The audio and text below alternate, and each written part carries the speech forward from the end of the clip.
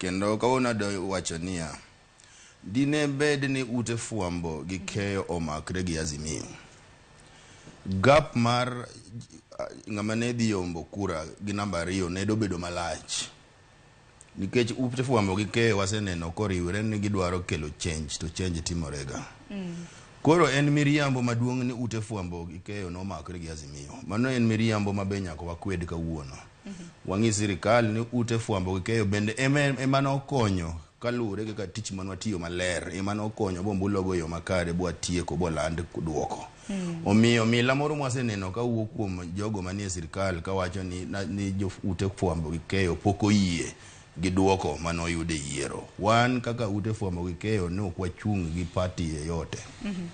Mara ariyo, sirikal nyaka ng'eni ute fwambo gi keyo ema bende ochung ne piny. Ka giloro dhoudi ma ute fwambo gi keyo onego bed ni tiyogo. To ka wachako bedo gi tabu e pacho ka, to tabu ni biro mako jopiny duto, kendo jo Kenya duto biro winjo lit ma ute fwambo gi keyo ok tik tijgi yo makare.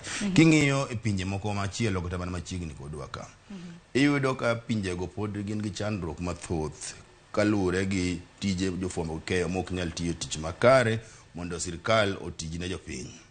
To Kenya ka iyudo ka wan mbele nikech ute fwambo gi keyo otegno kendo sechung' motegno ka ng'iro weche mag